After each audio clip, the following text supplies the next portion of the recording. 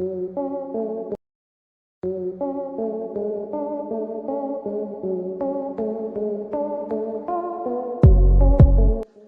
आपने कई बार देखा या सुना होगा कि अगर किसी कमज़ोर व्यक्ति का विवाद किसी बड़े व्यक्ति से हो जाए तो कमज़ोर व्यक्ति बदला लेने के लिए हर चाल चलता है।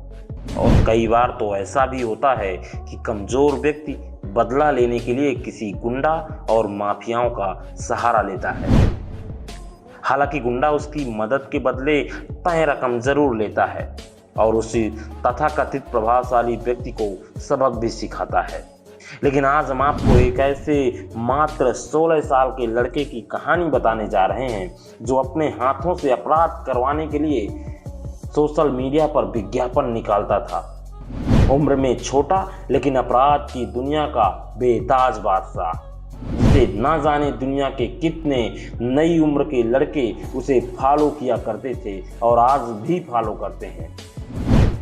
वह छोटी उम्र के लड़कों का सरगना था। उसके एक इशारे पर नौजवान बगैर सोचे जाने जान देने के लिए तैयार रहते थे। जी हाँ, मैं बात कर रहा हूँ दुर्लभ कश्यप की। नमस्ते, मेरा नाम अंकित त्रिपाठी है। आज आपको दुर्लभ के बारे में वह जानकारी मिलेगी जो आपको पूरे इंटरनेट पर नहीं मिलेगी, इसलिए वीडियो को अंत तक जरूर देखिएगा। ये वह गैंगस्टर था जो अपराध करने से पहले महाकाल का नाम लिया करता था। आज मैं आपको बताऊंगा कि कैसे उस दिन दुर्लभ कश्यप की मौत हुई थी। यानी मैं आपको दुर्लभ की आखिरी रात की पूरी कहानी बताऊंगा कि आखिर उस रात को हुआ क्या था। उससे पहले मैं आपको दुर्लभ का एक ऑडियो सुनाता हूँ जिसमें वह कहता हुआ सुनाई दे रहा है कि अपन राजीनामा करने वालों में से नहीं है। तो चलिए आप भी उसका पूरा ऑडियो सुन लीजिए, फिर मैं आपको इसी वीडियो में उसकी आखिरी रात की पूरी कहानी बताऊंगा। वो राजीनामा करना ही नहीं, अपन ने जीवन में राजीनामा नहीं करा।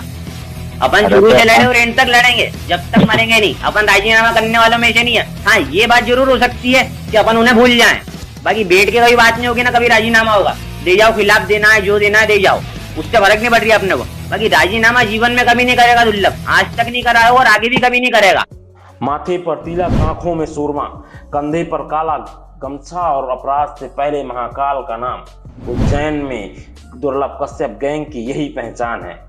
जमीनी स्तर से ज्यादा सोशल मीडिया पर इस गैंग का भौकाल है। युवा जुड़ने लगे।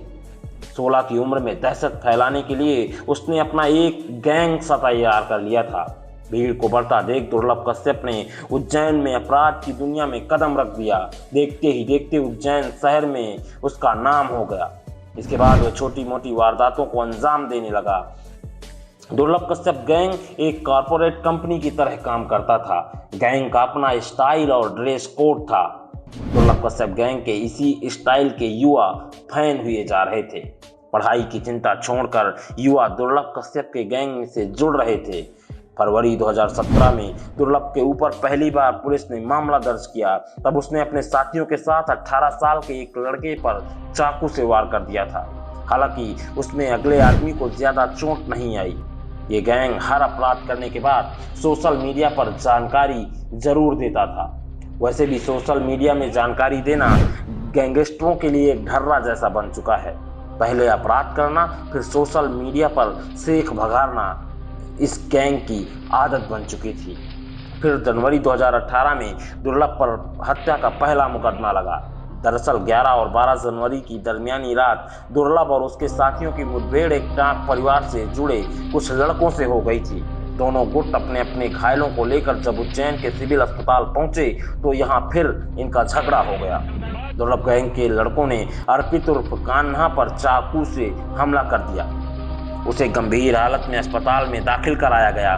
13 जनवरी को अर्पित की मौत हो गई। इस केस में दुर्लभ और उसके अन्य साथियों को आरोपी बनाया गया। दुर्लभ और उसका साथी राजदीप इस समय नाबालिग थे, लिहाजा उन्हें उज्जैन के बाल सुधार गृह भेज दिया गया।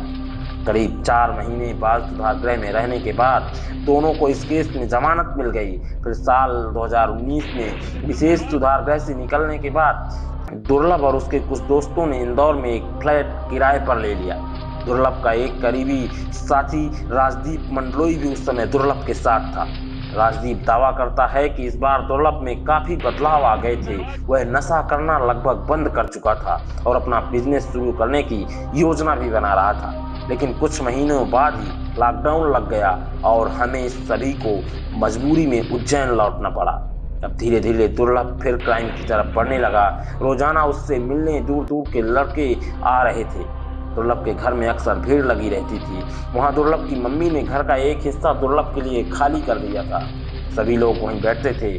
सितंबर 2020 तक लॉकडाउन तो खुल चुका था, लेकिन नाइट कर्फ्यू जारी था। इस दौरान कोरोना वायरस की स्पीड थोड़ी धीरे हो चुकी थी। इसी महीने की 6-7 तारीख की दरमियानी रात को दुर्लभ ने अपने साथियों को घर पर खाने के लिए बुलाया था। सभी लोग इकट्ठा हुए। पहले सभी लोगों ने घर में बैठकर सिगरेट पी। जानने वाले लोग बताते हैं कि दुर्लभ अपने सभी दोस्तों के साथ बैठा था और खाने पीने की व्यवस्था देख रहा था। इस दौरान कुछ दोस्तों ने गांजा बनाया और सभी लोग गांजे को भी पीने लगे। फिर सभी लोगों ने एक साथ बैठकर खाना खाया। खाने पीने के बीच उसके साथियों के पास सिगरेट खत्म हो गई। पहले वहां मौजूद एक लड़का सिगरेट लेने दुकान जाने लगा, लेकिन दुर्लभ ने मना कर दिया और कहा कि हम सभी लोग चलते हैं। आपको बता दूं कि नाइट कर्फ्यू की वजह से सामान्य तौर पर रात को चलने वाली चाय की दुकानें और दूसरे ठिये बंद हो चुके थे। इसलिए तभी उस दौरान दुर्लभ के एक साथी ने बताया कि अभी वह हेलावाड़ी इलाके से आ रहा है। वहां चाय की दुकान एक रात भर खुली रहती है। दुर्लभ और उसके साथी बाइक पर सवार होकर हेलावाड़ी पहुंचे। हेलावाड़ी उज्जैन का वह इलाका है जहां हेला मुस्लिम समुदाय के लोग बहुतायत में रहते हैं, यानी यहाँ मुस्लिमों की संख्या काफी ज्यादा है। यहाँ पहले से ही दुर्लभ का विरोधी गैंग सक्रिय था। इस गैंग का नाम था केकेसी, यानी कुत्ता कमीना चीज। रमीज नाम का एक हिस्ट्री सीटर था जो इस गैंग का लीडर हुआ करता था। दुर्लभ और उसके साथी हेलावाड़ी इलाके में पहुंचे और दुकान पर चाय और सिगरेट का ऑर्डर दिया गया। आपको बता दूं कि हेलावाड़ी में जिस दुकान पर दुर्लभ चाय पीने गया था, उसका मालिक अमन उर्फ भूरा केकेसी ग्रुप के सरगना रमीज का भाई है। दुर्लभ उस समय तक उज्जैन में काफी कुख्यात हो चुका था। हर गली में उसके नाम का खौफ था और हेलावाड़ी के लड़के भी उसे जानते थे। उस दिन चाय की दुकान पर दुर्लभ और उसके विरोधी गैंग के लड़कों के बीच किसी बात को लेकर झड़प हो गई। पहले तो यह मामला बातचीत तक ही चल रहा था, तभी विरोधी ग्रुप के एक लड़के ने दुर्लभ को मां की गाली दे दी और इसी बात से नाराज होकर दुर्लभ ने पिस्टल निकाली और शहनवाज नाम के लड़के पर गोली चला दी, जो उसके गर्दन को छूते हुए निकल गई।